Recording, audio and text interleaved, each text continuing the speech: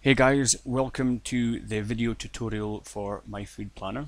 So let's get started. You'll see down in the bottom here there's quite a few tabs, so we're only going to do a couple because the rest is self-explanatory and I also want to keep this as straightforward as possible. So if you click on the profile tab, that'll bring you to this page here. Now there's quite a lot going on, but the only thing you need to focus on is the blue boxes. That's the things that you've got to fill out. So with that in mind, I've just filled out some random numbers here to set the example up. The only one that's left blank is this box here, the body fat percentage. So if you know your body fat percentage, then simply enter it in here. If you don't know it, then fortunately over to these two boxes here, these numbers have been worked out using what's called the Navy formula, which is a formula that takes these numbers here, does a fancy calculation and estimates your body fat percentage. So if we assume that this is a female, I'll enter 27.9 in that box there, which came from this box, and then scroll down. The next blue box is for you to decide on your activity factor, which is how active you are. So for this example, I'm going to go with moderately active. Again, you'll have to pick for yourself depending on how much exercise you're doing or not doing. But for this example, we're going to go with moderately active, which is moderate exercise 3 to 5 times per week. And then the next blue box, this here, although it says reduced carb days, it simply means reduced calorie days. But protein and fats pretty much stay static, and the only thing that will change, which will affect your calorie intake, is carbohydrates. So this box here, what it does, it allows you to decide just how aggressive or conservative your diet's going to be. If you click on that box, you see 15 down to 30%, 15 being conservative, 30 being aggressive. Again, you can decide which one you're going to use. For now, I'm going to choose the 15% deficit. The 30% surplus for the higher carb days, I'm going to come back to that in a later video because that's for people trying to put on size or people using carb cycling. But for now, we're going to keep it simple. Now that that's done, click on Monday tab. And what you see at the top here is the targets for you to hit each day to be in a 15% deficit according to the stats you've put in. To the left here, you'll see this box. If I click on that, you have reduced carb day, balanced carb day, higher carbs day.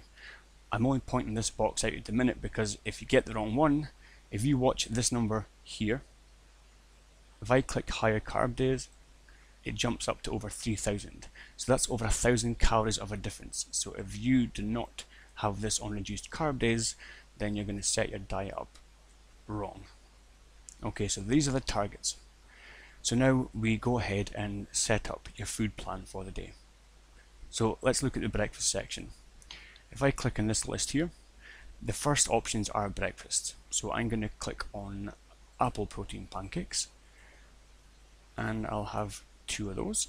So at the minute it's kind of guesswork until you get to know the recipes and how much food you can eat and so on. But for now, just pick a recipe. And then on this one, for lunch, I'm going to go for grilled Tex-Mex chicken. And I'll have 1 of those. And I think I'll go for the same again. I'm just going to copy this. Copy and paste in our shortcuts, which if you don't know them, I'll teach them in a separate video later. Okay, so now that I've got apple protein pancakes, grilled Tex-Mex chicken for lunch and dinner, at the bottom here, in green, you'll see the totals for what I've entered so far. And then just below it, in this line here, is if I'm over or under, according to the targets that we're aiming for. So as you can see, most of it's under and the calories are way down. So I'll look at the one that's under by the most, which is your carbohydrates. So 139 down, I know that a carby based food that would go with this kind of stuff, grilled Tex-Mex, maybe some tortilla wraps. So I'm going to flick through until I find those. You will get used to where things are situated within the planner. It's just going to take a few days or a few weeks just to get used to it. So there we go, tortilla, whole wheat wrap. I'll have 2 of those. I'm going to copy that again and put it the same for dinner, and I'll have one of those, and let's have a check again. Okay, so it's getting much closer now. Carbs and fats are still down, so I'll go to maybe the snack time. And for some carbs, I'm going to add some fruit. Let's see, I'll have an apple, and to get the fats up, I'll maybe have some nuts. So almonds, some of those, let's have a look. Okay, still a little bit to go, so I'm going to have maybe have a handful of almonds in the afternoon again, just copy and paste that in there. Okay, so to point a few things out here, as you can see, I picked the food and the servings. For anything with a hashtag next to it, that basically means it's got a recipe, and the recipe will dictate what a serving is. You just have to pick how much servings you're going to have. For likes of almonds, it's done in grams. An apple, obviously it says they're 1 medium and it's 1 apple. Once you enter these in this column, all the numbers are generated for you, and all the totals are generated for you down at the bottom here. So you can see the protein slightly over, carbs slightly under, fats slightly under, but overall it's very close, and there's always going to be a bit of fudge room at either side. So for me, I'm happy and I'd leave it at that. And then I'd continue on down at the bottom here, fill out Tuesday, Wednesday, and so on. If you're going to be smart about it, you're going to want to have 3 or 4 days a week in a row that are the same, bar 1 or 2 meals, because it will get overwhelming if you try and make everything varied. Take my word for it. So that's Monday. You'd work through the week, and at the end here you've got weekly overview. Click on that, and there you would see what you've got set out for the week. Okay, this is just a kind of a simple overview for you. You don't need to use this page, but sometimes it helps remove the overwhelm of seeing all these numbers and details, whereas you can just look at a whole week in one quick glance.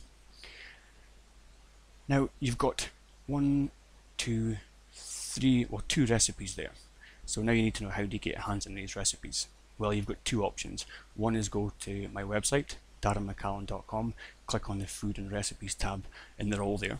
Or if you click on the nutrition values tab at the bottom, and you see the breakfast list here, if I click on apple protein pancakes, it should give me the option to open that link up.